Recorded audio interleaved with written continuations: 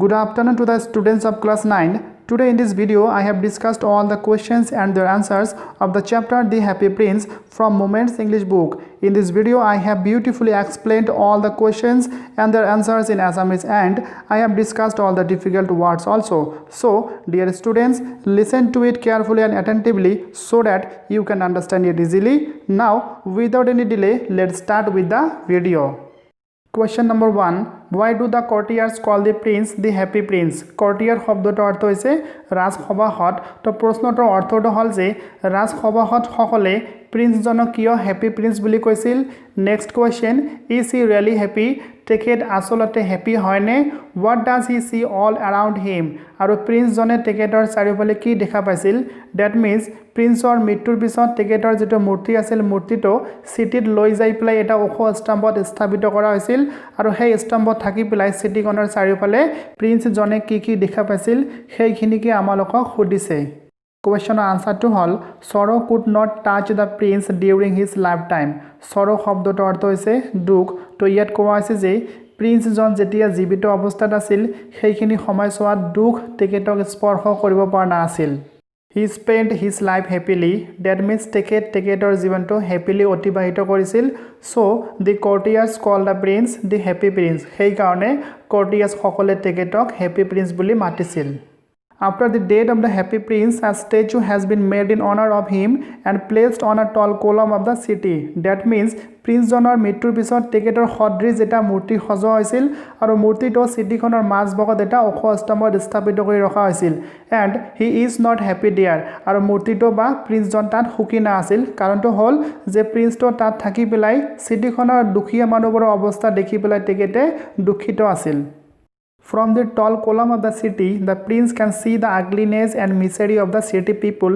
That means সেই মূৰ্তিটোৱে সেই স্তম্ভটোৰ পৰা চিটিখনত থকা দুৰ্দশাপূৰ্ণ মানুহবোৰৰ অৱস্থা দেখিব পাৰিছিল। This sight makes him unhappy and weep for the sufferers. Sufferer means দুৰ্দশাগ্ৰস্ত মানুহসকলৰ কথা কোৱা হৈছে। তো সেইসকলৰ মানুহৰ অৱস্থা দেখি পেলাই হেপী প্ৰিন্সে আনহেপী হৈছিল আৰু তেখেতে অৱশেষত কান্দিছিল। Question number 2. Why does the happy prince send a ruby for the seamstress? Seamstress শব্দটোৰ অৰ্থ হৈছে মহিলা দৰ্জী। তো প্ৰশ্নটোৰ অৰ্থখিনি হ'ল যে প্ৰিন্সে কিয় মহিলা দৰ্জী গৰাকীৰ বাবে এটা ruby পঠাই দিছিল। নেক্সট কুৱেশ্যনটো হ'ল what does the swallow do in the seamstress house? That means swallow চৰাইটোৱে seamstressৰ ঘৰত যাই পেলাই কি কৰিছিল? That means rubyটোক swallow চৰাইটোৱে seamstressৰ ঘৰলৈ লৈ গৈছিল, আৰু তাত যোৱাৰ পিছত চৰাইটোৱে কি কৰিছিল সেইখিনি আমালোকক সুধিছে। The prince sees that the little boy of the seamstress is ill. Ill means অসুস্থ। তো ইয়াত কোৱা হৈছে প্ৰিন্সে দেখিছে যে seamstressৰ সৰু পুতেকজন বা ল'ৰাজন অসুস্থ। His mother has nothing to give her hungry child as food. Hungry means ভোকাতুৰ, আৰু তেখেতৰ মাৰ লগত কোনো ধৰণৰ খাদ্যবস্তুৱে নাছিল যিখিনি তেখেতৰ অসুস্থ আৰু ভোকাতুৰ ল'ৰাজনক দিব পাৰিব। So the prince sends a ruby through the swallow to her who is sewing the maid's gown. Sew শব্দটোৰ অৰ্থ হৈছে চিলাই কৰা। তো ইয়াত আমি কি বুজা পালো যে প্ৰিন্সে ল'ৰাজনৰ এনেকুৱা দুৰ্দশা বা কৰোণময় অৱস্থা দেখি পেলাই চৰাইটোৰ দ্বাৰা এটা ruby সেই মহিলাগৰাকীৰ ওচৰলৈ পঠিয়ালে যিগৰাকী মহিলাই মেডছ গাউন চিলাই কৰি আছিল। পিছৰ কুৱেশ্যনৰ আনসাৰটো হ'ল the swallow picks up the ruby from the hilt of the sword of the prince and places it near the thimble of the lady tailor. Thimble শব্দটোৰ অৰ্থ হৈছে দৰ্জীসকলে চিলাই কৰা কাৰ্যত উঙুলিত পিন্ধা আঙুঠি। sword means তৰোৱাল, hilt means তৰোৱালৰ handle, and picks up means তুলি লোৱা। তো ইয়াত আমি কি বুজা পালো যে চৰাইটোৱে প্ৰিন্সৰ তৰোৱালৰ হেণ্ডেলৰ পৰা ruby এটা তুলি লৈছিল, সেইটো লৈ যাই পেলাই সেই মহিলা দৰ্জীগৰাকীৰ ঘৰলৈ গৈছিল। তাত যাই পেলাই দৰ্জীজনে যিটো থিম্বল আছিল সেইটোৰ ওচৰতে সেই rubyটো ৰাখিছিল। He also fends the boy with his wings and then returns to the prince. Wings means চৰাই ডেউকা। তাৰ পিছত চৰাইটোৱে থিম্বলটোৰ ওচৰত সেই rubyটো ৰখাৰ পিছত চৰাইটোৱে অসুস্থ ল'ৰাটোৰ ওচৰলৈ আহিছিল, আৰু চৰাইটোৱে নিজৰ ডেউকাৰে সেই অসুস্থ ল'ৰাজনক বঁটা দিছিল, আৰু তাৰ পিছত প্ৰিন্সৰ ওচৰলৈ উভতি আহিছিল। Question number 3. For whom does the prince send the sapphire and why? Sapphire শব্দটোৰ অৰ্থ হৈছে নীলা ৰঙৰ এক প্ৰকাৰ মূল্যৱান মণি।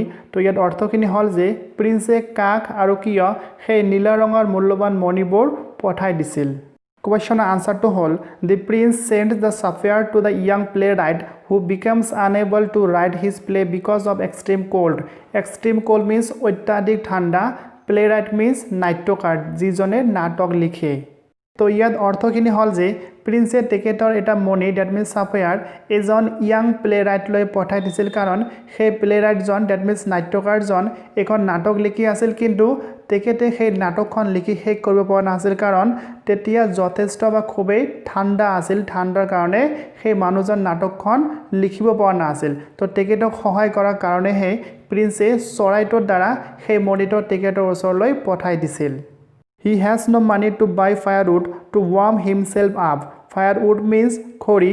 তো ইয়াত কি কোৱা আছে যে তেখেতৰ লগত that means সেই প্লেৰাইট মানুহজনৰ লগত যেটো টকা না আছিল ফায়াৰউড কিনাৰ কাৰণে আৰু নিজকে ঠাণ্ডাৰ পৰা ৰক্ষা কৰাৰ কাৰণে সেই কাৰণে তেখেতক সহায় কৰাৰ কাৰণে প্ৰিন্সে তেখেতৰ ওচৰলৈ চৰাইটোৰ দ্বাৰা এটা ৰুবি পঠাই দিছিল The prince sends the another sapphire to the match girl whose matches have been fallen into the gutter. Gutter means nala nordoma aru match girl means diya solai banowa soali. To yat ki kowa hoise je prince teketor sokur an eta moni ejoni match girl soali loi pothai disil jijoni match girl soalir hatot thoka match bor gutterot pori goisil Her father will beat her. Beat means prohar kora. To yet kowa hoise je soalojone deuta taik prohar koribo.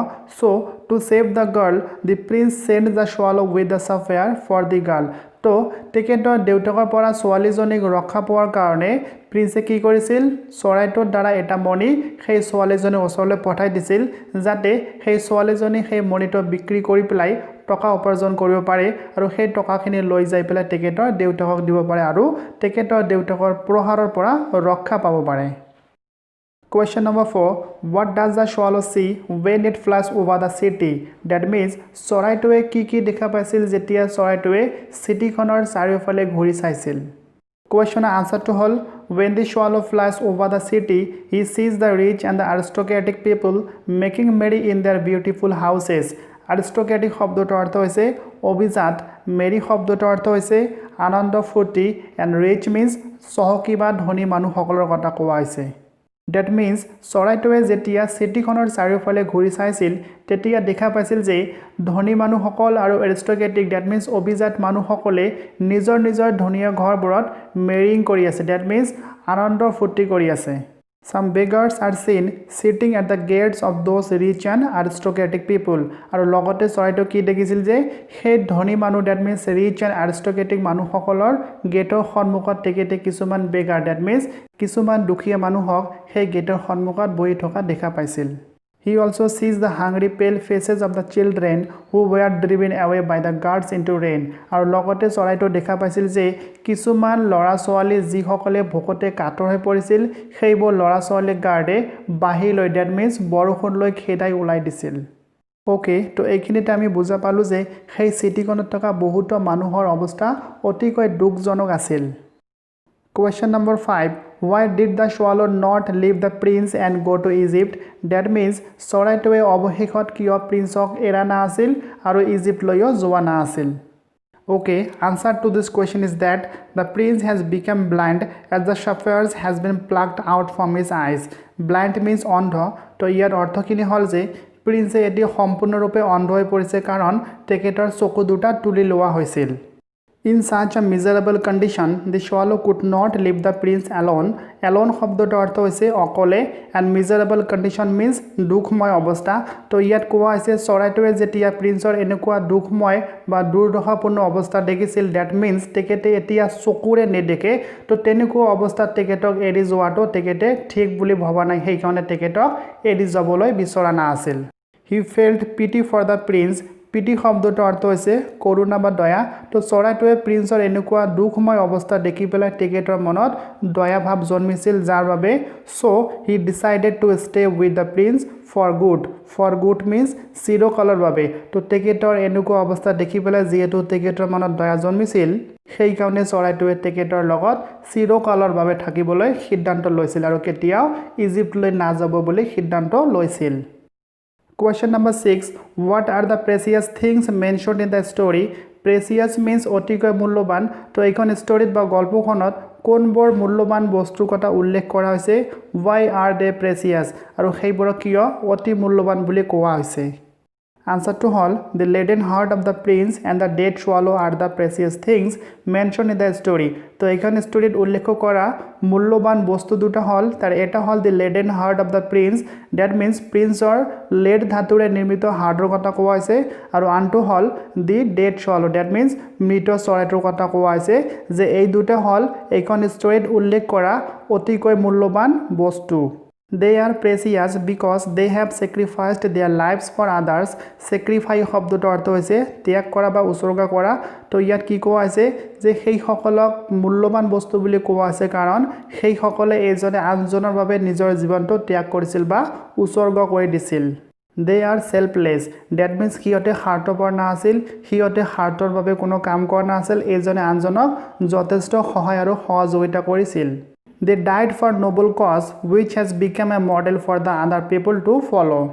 Noble শব্দটো অর্থ হৈছে মহান বা আদৰ্শ হিয়তে মহান বা আদৰ্শ কামৰ কাৰণে মৃত্যুবৰণ কৰিছিল আৰু হিয়তৰ এনেকুৱা কাৰ্যটো আমাৰ আগন্তুক জীৱনৰ মানুহসকলৰ কাৰণে এটা অনুপ্ৰাণিত কাম যেটো আমি সকলোৱে ফলো কৰা উচিত Okay, my dear students, question or answer or explanation board ইয়াতে সমাপ্ত হল যদি তোমালোকে question or answer or explanation boardৰ পৰা উপকৃত হৈছা বুলি ভাবা তেনেহলে লাইক শেয়াৰ আৰু সাবস্ক্ৰাইব কৰিবলৈ কেতিয়াও নাপাহৰিবা দেই তো আজি মই ইয়াতে শেষ কৰিছো তেনেহলে ধন্যবাদ have a good day